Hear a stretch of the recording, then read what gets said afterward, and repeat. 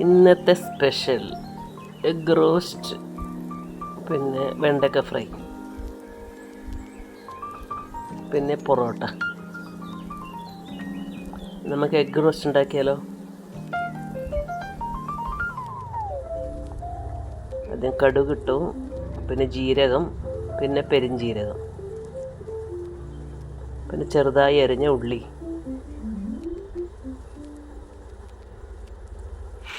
നന്നായി ഒന്ന് വഴറ്റി,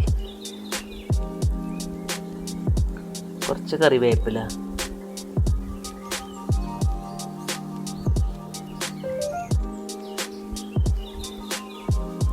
വെളുത്തുള്ളി ഇഞ്ചി പേസ്റ്റ്,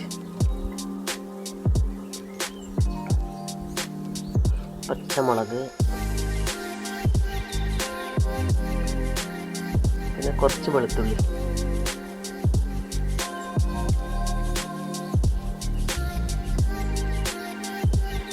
എല്ലാം കൂടെ നന്നായി വഴറ്റണം. പിന്നെ ഇതിനകത്തേക്ക് അരിഞ്ഞ് വെച്ച ഉള്ളി ചേർക്കാം.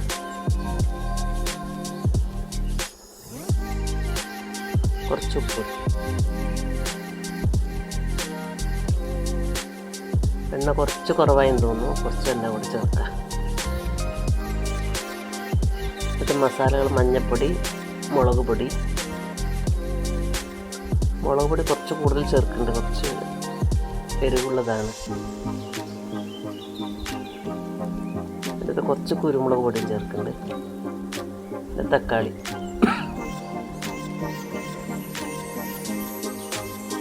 എല്ലാം കൂടെ നന്നായി വഴറ്റണം. അതിൻ്റെ പച്ചമണം മാറുന്നത് വരെ വഴറ്റണം. എന്നിട്ട് കുറച്ച് വെള്ളം ചേർക്കുക.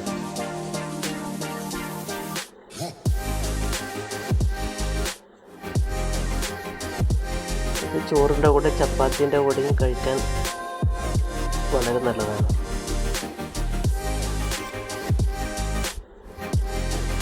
ഇത് വെണ്ടക്ക ഫ്രൈക്ക് വേണ്ടിയിട്ടാണ്.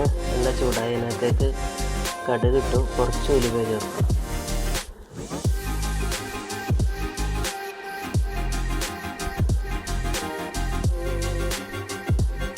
പിന്നെ കുറച്ച് കറിവേപ്പില, വെളുത്തുള്ളി.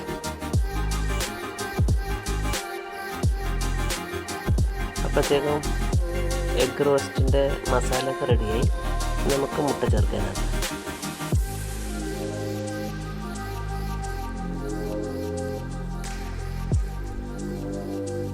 ഇത് വെണ്ടക്ക ഫ്രൈ ഇട്ടതാണ്. അതിനകത്ത് കുറച്ച് മഞ്ഞൾപ്പൊടി ചേർത്തു, പച്ചമുളകും, അതിനകത്ത് വെണ്ടക്ക ചേർത്തു. നമുക്ക് എഗ് മസാലയിൽ കുറച്ച് ഗരം മസാല ചേർക്കാം കേട്ടോ.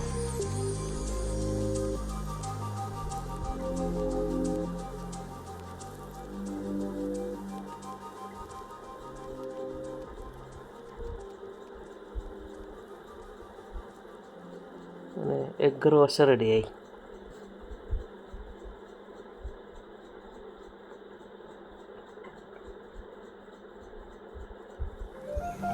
വെണ്ടക്ക ഫ്രൈയും റെഡിയായി.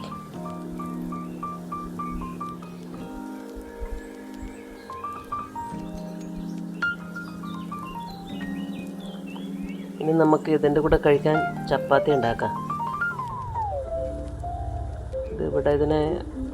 ഇവിടുത്തെ പൊറോട്ട എന്നാ പറയുക ഇതിന്.